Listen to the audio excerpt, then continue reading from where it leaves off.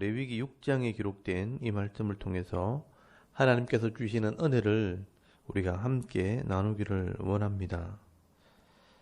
오늘 이 레위기 6장에는 이 제사 제도를 정리하면서 이 제사에 대한 자세한 규례, 이 제사법에 대해서 말씀을 하고 있습니다. 여러분, 당시 이 제사 제도는요, 하나님과 언약한 이스라엘 백성들에게는 굉장히 중요한 제도이고 의식이었기 때문에 소홀히 할 수가 없는 그런 제도였습니다. 그래서 이 제사장들에게 철저하게 가르치고 행하게 했던 것입니다.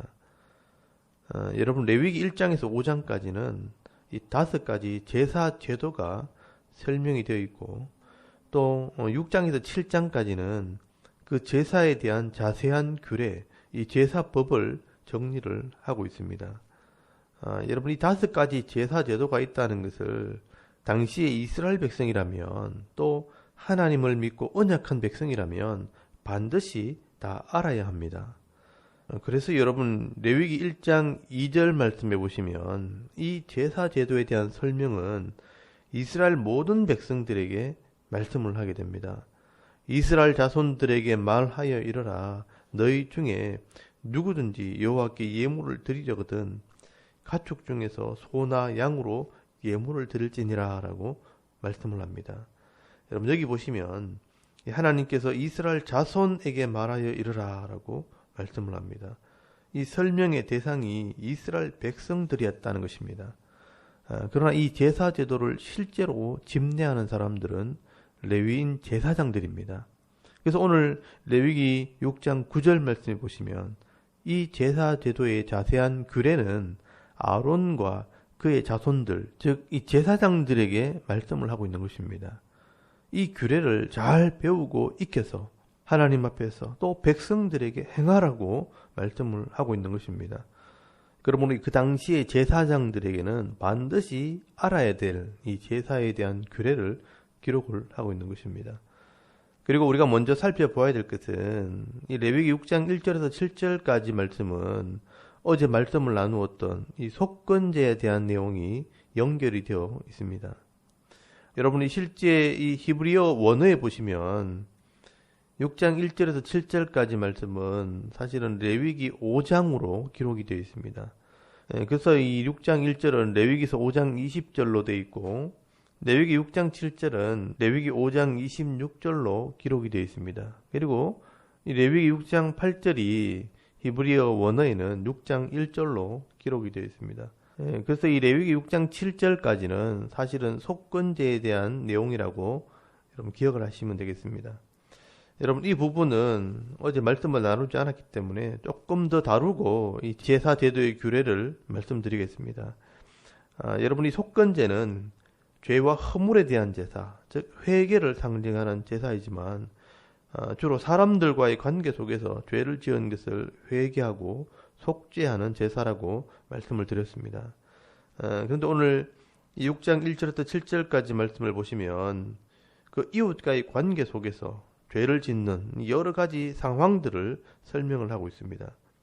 그런데 여기 나오는 대부분의 내용들이 세상 사람들이 아무렇지도 않게 짓고 있는 그런 죄를 나열을 하고 있습니다.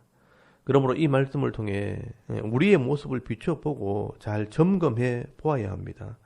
여러분, 2절에서 3절까지 말씀해 보시면 누구든지 여호와께 신실하지 못하여 범죄하되 곧 이웃이 맡긴 물건이나 전당물을 속이거나 도둑질하거나 착취하고도 사실을 부인하거나 남의 잃은 물건을 줍고도 사실을 부인하여 거짓 맹세하는 등 사람이 이 모든 일 중에 하나라도 행하여 범죄하면이라고 말씀을 합니다. 여러분, 여기에 여호와께 신실하지 못하여 범죄하되, 이 신실하지 못하다는 말은 성실하지 못하다, 충성하지 못하다라는 말입니다. 다시 말해서 이 하나님 말씀을 성실하게 배우지 못하고 하나님에 대한 이 성실함이 없으면 바른 믿음이 없는 것입니다. 그래서 이런 죄를 지을 수 있다는 것입니다. 그래서 세상 속에 살면서 많이 가지고 빨리 성공하기 위해서 욕심을 부리게 되는 겁니다. 여러분, 이웃이 내 물건을 좀 맡아달라고 맡기거나 담보물, 이 돈을 빌리기 위해 대신 물건을 맡기게 된다는 것은 사실은 그 사람이 가난한 사람이라는 것입니다. 그런데 그 가난한 사람의 것을 내 것으로 빼앗거나 착취한다는 것은 욕심으로 한 것이기 때문에 죄가 되는 것입니다.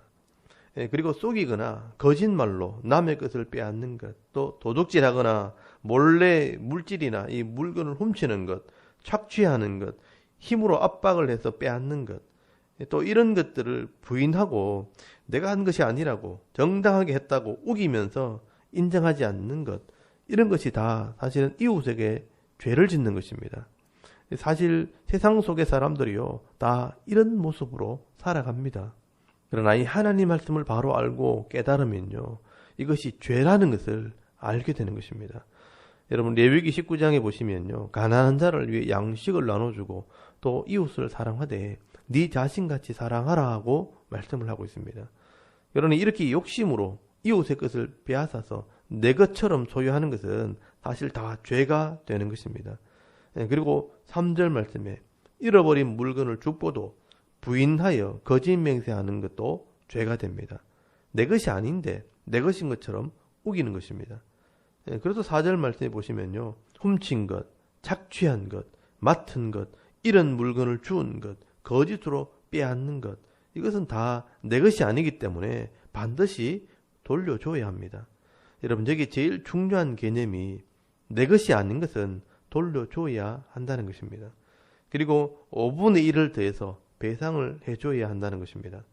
그리고 6절 말씀에 하나님 앞에 그 대가를 따라 제물을 바치면 그 죄에서 노임을 받을 수 있습니다. 여러분, 이렇게 죄의 문제가 해결되어지면 하나님께서는 화평의 복을 주시는 것입니다. 그러므로 우리가 이웃의 것을 탐을 내고 빼앗기보다는 이 하나님 말씀대로 내게 주신 것을 가지고 나누고 섬기면 하나님께서는 부족하지 않도록 복을 주십니다. 그리고 가는 곳마다 이 평화의 복을 누리게 하시는 것입니다. 여러분, 이렇게 속건제 규례만 우리가 잘 지켜도 사실은 이 땅에서 복을 받게 되어 있는 것입니다. 오늘도 여러분, 이 말씀의 의미를 다시 한번 깨달아서 가정에서, 직장에서, 또 세상 속에서 모든 사람들과 화평한 복을 받아 누리며 살아가는 그런 성도들이 다 되실 수 있기를 바랍니다. 그리고 이 레위기 6장 9절에서 13절까지는 이 제사에 대한 규례, 이 제사법에 대해서 기록을 하고 있습니다. 먼저 이 번제의 규례가 나옵니다. 지난번에 이 제사 제도를 설명할 때 이 번제와 소제는 하나님께 다 드린다는 그런 의미에서 헌신을 상징하는 제사라고 말씀을 드렸습니다. 그래서 이 번제와 소제는 매일 아침 저녁으로 상번제, 항상 드리는 제사로 하나님께 드리게 됩니다. 이 번제를 드릴 때 이 짐승을 태워서 드리기 때문에 이 제사장들은요, 아침마다 불을 피워서 이 불을 꺼지게 하지 말라라고 말씀을 합니다. 여러분, 9절이나 12절과 13절 말씀해 보시면 이 번제를 위해서 제단의 불이 꺼지지 않게 하라라고 말씀을 합니다. 여러분, 이 말씀을 보시면 뭔가 생각나는 게 없습니까? 꺼지지 않는 불, 이 번제단의 불은 사실은 심판의 불을 상징하는 것입니다. 여러분, 마가복음 9장 48절 말씀해 보시면 이 지옥을 설명할 때 구더기도 죽지 않고 불도 꺼지지 않는다라고 말씀을 합니다. 그리고 마태복음 3장 12절 말씀에도 보시면 손에 키를 들고 자기의 타작마당을 정하게 하사 알곡은 모아 국간에 들이고 쭉정이는 꺼지지 않는 불에 태우시리라 라고 말씀을 합니다. 여러분, 여기 꺼지지 않는 불은 심판의 불, 이 지옥의 불을 상징하는 것입니다. 여러분, 이 불이 죄를 태우는 것입니다. 그래서 여러분, 제사장들은 이 꺼지지 않는 불에 이 백성들의 죄를 대신해서 매일 짐승을 태우게 되는 것입니다. 그래서 당시 이스라엘 백성들은요, 매일 번제를 드림으로 죄에서 구별되어지고 또 하나님 백성으로 복을 받게 되는 것입니다. 마찬가지로 오늘 이 신약 시대는 예수님이 우리들의 죄를 지고 하나님께 드려졌기 때문에 우리가 이 예수 그리스도를 믿는 믿음으로 우리가 헌신하는 삶을 살 때 오늘 하루도 우리가 복을 받게 되어지는 것입니다. 여러분 오늘도 우리가 매일마다 이 번제와 같이 하나님께 온전히 드려질 때 하나님께서 주시는 은혜와 복을 온전히 받아 누리는 믿음 있는 성도들이 다 되실 수 있기를 바랍니다. 그리고 14절 말씀에는요, 소제에 대한 규례를 설명을 합니다. 여러분, 이 소제는 흰색 제물로 드리는 제사, 즉 곡식으로 드리는 제사를 말합니다. 여러분 15절 말씀해 보시면 그 소제의 고운 가루 한 움큼과 기름과 소제물의 유향을 다 가져다가 기념물로 제단 위에 불살라 여호와 앞에 향기로운 냄새가 되게 하고 라고 말씀을 합니다. 여러분 여기 중요한 것은요, 고운 가루라는 말씀입니다. 이 곡식이 가루가 되기 위해서는요, 부서져야 하고 깨어져야 한다는 것입니다. 여러분 이렇게 곡식이 깨어지고 부서져서 하나님께 드려질 때 하나님께서는 이 부서지고 깨어진 마음을 받으시는 것입니다. 여러분 이것이 바로 헌신하는 마음, 겸손한 마음을 말씀하는 겁니다. 그래서 여러분 17절 말씀에 이 가루에 누룩을 넣지 말라 그렇게 말씀을 합니다. 여러분 이 누룩은 가루를 변질시키고 부풀리는 것을 말하는 겁니다. 하나님께 헌신할 때 세상적인 방법이나 세상적인 욕심을 가지고 나오지 말라는 것입니다. 예배를 드리면서 세상 사람들처럼 재미있고 감동적이고 즐겁게 예배를 드리자 하면서 예배를 변질시켜서는 안 된다는 것입니다. 여러분 그것은 사람을 위한 예배가 되는 겁니다. 여러분 교회 공동체 안에서도요, 이 세상의 경영 방식을 가지고 오고 또 세상의 철학과 이 세상의 심리학이나 기업의 이 운영 방식들을 교회에 가지고 들어와서 교회를 운영해서는 안 된다는 것입니다. 여러분 잘못된 은사주의나 이런 기복신앙을 가져와서 내가 세상에서 잘 사는 것, 부자가 되는 것이 목적이 되어서는 안 되는 것입니다.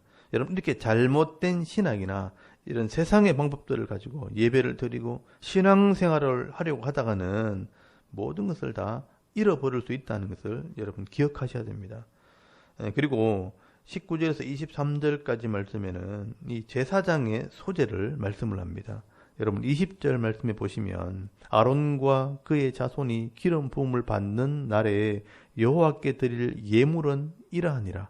그리고 22절 말씀에 보시면 이 소제는 아론의 자손 중 기름 부음을 받고 그를 이어 제사장 된 자가 드릴 것이요 영원한 규례로 여호와께 온전히 불사를 것이니라고 말씀을 합니다. 여러분 제사장도 백성들처럼 소제를 드려야 한다는 것입니다. 여러분 제사장이 먼저 깨어지고 헌신해야 할 것을 말씀을 하는 것입니다. 여러분 제사장이 먼저 헌신의 본이 되고 먼저 하나님께 드려짐으로 하나님의 손에 쓰임받는 일꾼이 되어지는 것입니다. 제사장이 깨어지지 않고 또 목사와 장로가 깨어지지 않으면 여러분 성도들도 깨어지지 않는 것입니다. 오늘날 이 교회 분쟁이 다 여기서 나오는 겁니다. 서로 깨어지고 낮아지지 않기 때문에 자기 주장을 하고 자기 뜻을 이루려고 하나님의 뜻을 무시하는 것입니다. 그래서 교회가 사실은 하나가 되지 못하는 것입니다.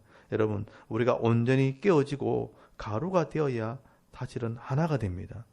소제를 드릴 때 반죽을 내서 번철에 굽고 솥에 삶는 것은요, 깨어져서 하나가 된다는 의미입니다. 이렇게 하나가 되어서 하나님께 드려질 때 하나님께서는 받으시고 은혜와 복을 주시는 것입니다. 그러므로 오늘 우리가 번제와 같이 온전히 하나님께 드려지고 소제와 같이 온전히 깨어지는 성도가 되도록 그렇게 기도해야 하는 것입니다. 우리가 온전히 드려질 때만 하나님께서 온전히 우리를 책임져 주시는 그런 은혜가 있는 것입니다. 그리고 25절에서 30절까지 말씀해 보시면 이 속죄제의 규례가 기록이 되어 있습니다. 여러분 이 속죄제는 하나님의 계명을 어겼을 때 이 죄를 고백하고 회개하는 제사입니다. 이 속죄제에 대한 설명을 앞에서 충분히 했기 때문에 여기에서는 속죄제를 드릴 때 제사장이 해야 할 일을 주로 설명을 하게 됩니다. 여러분 속죄제의 제물은요, 일부만 하나님께 드리고 그 나머지는 제사장이 먹는 음식이 됩니다. 그래서 26절 말씀해 보시면 죄를 위하여 제사 드리는 제사장이 그것을 먹되 곧 회막들 거룩한 곳에서 먹을 것이며 라고 말씀을 합니다. 여러분 번제는 이 제물을 하나님께 다 드리기 때문에 음식이 될 수 없고요. 또 소제는 기념물로 일부를 하나님께 드리고 나머지 이 곡식은 제사장이 먹는 음식이 됩니다. 그리고 이 속죄제의 제물도 제사장이 먹습니다. 그래서 이 속죄제의 제물은 제사장의 양식이 되는 것입니다. 이렇게 제사장은요, 제사장으로서의 규례를 잘 지킬 때 하나님이 양식을 주시고 책임져 주시는 그런 사역자가 되는 겁니다. 그리고 성도들도 이 제사의 제도를 기억하면서 바른 헌신과 바른 나눔과 바른 회개로 하나님을 예배하게 될 때 거룩한 백성으로 복을 받게 되어 있는 것입니다. 여러분, 이렇게 구약 시대에는요, 이런 제사 제도를 통해 이스라엘 백성들이 거룩하게 복을 받는 백성이 되었다면 오늘 우리들은 이 예수를 믿고 죄사함 받음으로 이 구원을 받고요, 또 예배에 나와 하나님 말씀을 들음으로 우리가 하나님 백성으로 사는 법을 배우고 그 말씀대로 이 땅에서 예배자의 삶을 살 때 이 죄악의 땅에서도 복을 받게 되어 있는 것입니다. 오늘도 여러분, 이런 예배의 정신을 따라 하나님을 예배하고 헌신함으로 이 죄악의 땅에서도 하나님이 주시는 복과 평안을 받아 누리며 살아가는 거룩한 백성들이 다 되실 수 있기를 주의 이름으로 축원합니다.